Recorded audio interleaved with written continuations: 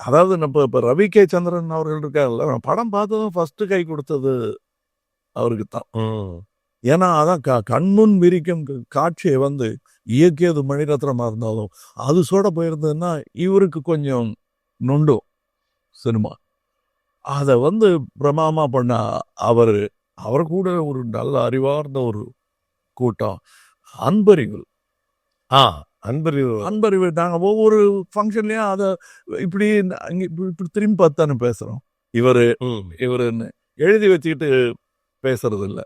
அது ப்ரிப்பேர் பண்ணாலும் ஒரு போலித்தனம் வந்துருந்தால் நான் ப்ரிப்பேர் பண்றது இல்லை. ஏன்னா அனுபவிச்சது சொன்னாலே உண்மையான ஒரு இதுவாக இருக்கும்.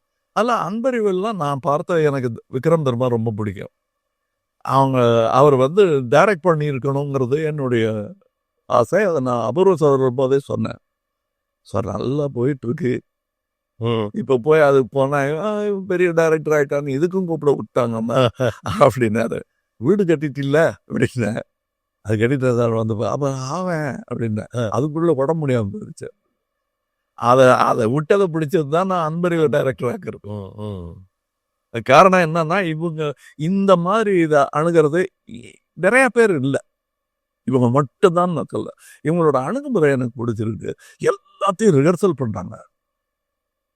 ஸோ இவங்களுடைய செட்ல அடிபடாம இருக்கணும் ஸ்டண்ட் மேனுக்கு நினைக்கிறாங்க, அதுக்காக பயிற்சி பண்றாங்க. ஸோ இதுல வந்து படம் ரத்தம் இந்த படம் இருந்தா கூட யாருக்கும் அடிபடலை. ஓகே, விற்பனர்களை வச்சு வேலை செஞ்சோம்னா தெரியாதவங்களை அந்த வேலையை செய்ய வச்சு அதில் ஆக்சிடென்ட் வந்து அதெல்லாம் நிறைய பண்ணி அதோடைய அதான் பதட்டத்தை எப்படி தவிர்க்கிறீங்கன்னா, ஆக்சிடென்ட் எப்படி தவிர்க்கிறீங்கன்னா ஆக்சிடென்ட் பண்ணி பண்ணி